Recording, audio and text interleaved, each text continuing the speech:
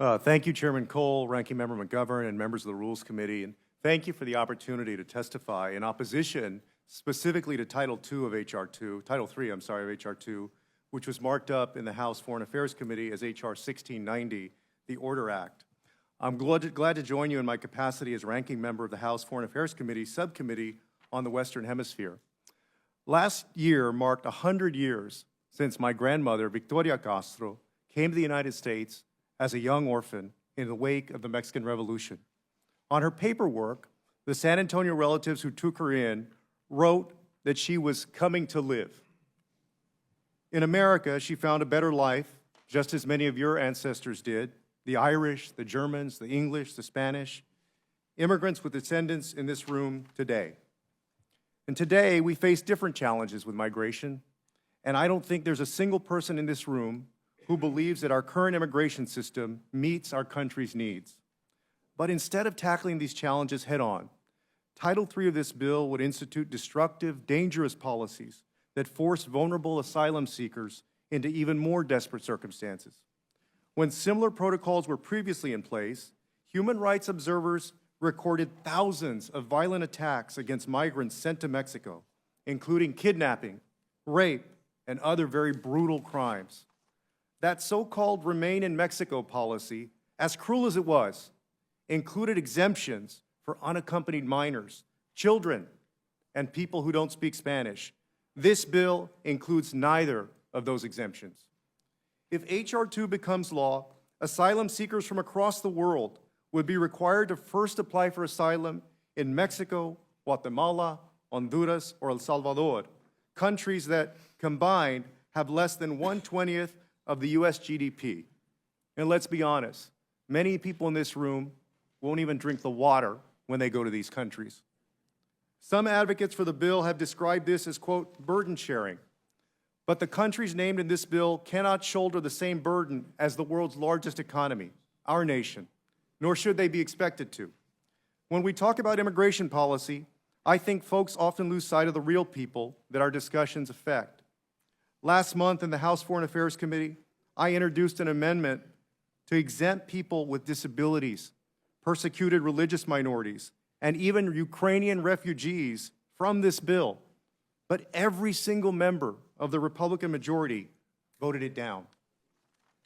Under H.R. 2 as drafted, for example, if a Uyghur Muslim escapes one of China's concentration camps in Xinjiang and makes it to Mexico and seeks asylum in the United States would force that person to remain in Mexico. If a group of Cuban dissidents sail to Florida and land outside of a port of entry, they would not be allowed to apply for asylum. Under this bill, Ukrainians fleeing Russia's brutal invasion of their homeland, Catholics fleeing religious persecution in Nicaragua, and Christians or other religious minorities fleeing Iran would all be required to remain in Mexico, Guatemala, Honduras, or El Salvador, rather than unite with family right here in the United States. Many of my colleagues on both sides of the aisle have expressed concerns about how our immigration system will be able to handle a rising tide and a rising number of immigrants post-Title 42. And I agree that we need to build a more resilient and more efficient and effective system. But what we've seen time and time again is that cruel, restrictive policies like Title 42 and Remain in Mexico do not stop desperate people from fleeing persecution, oppression, and violence. This bill, sadly, is a way to get rid of a problem without solving it. And that's the best that we could hope to accomplish by passing this piece of legislation. Instead, it forces vulnerable people to take dangerous, irregular paths to the United States, the exact kind of journey that led to the deaths of 53 people in the back of a sweltering tractor trailer in my hometown of San Antonio last summer.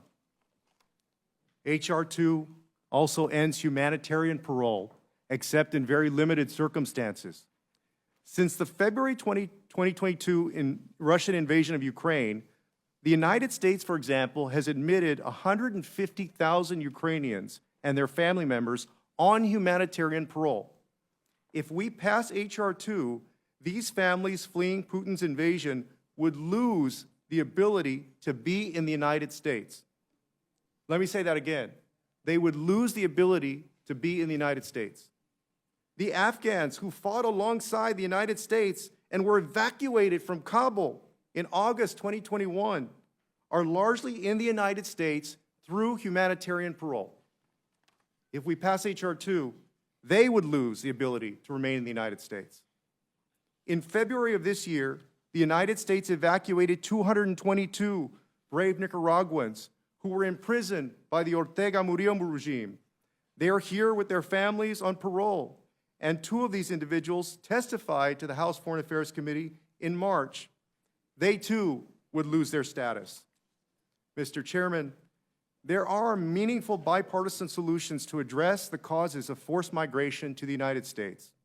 And I've been proud to work across the aisle to introduce several bills that would expand the scope of U.S. foreign assistance to encourage sustainable economic development in many of these countries that we're talking about today.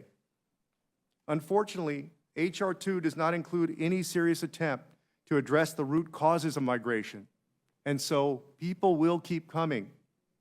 This bill is harmful and counterproductive, and it betrays our nation's legal and moral obligations to asylum seekers who deserve better, and also betrays America's legacy. Before I yield, I want to make a brief point about the rhetoric used during this debate in this Congress and also in this country.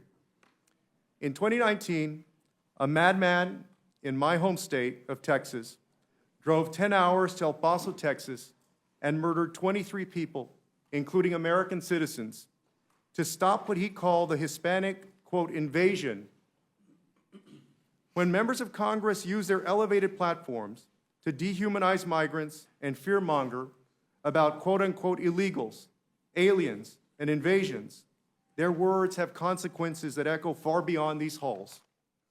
The language that we use matters, and I urge members of this committee and of this Congress to be mindful about how your rhetoric can put a target on the backs of migrants and those who may target them.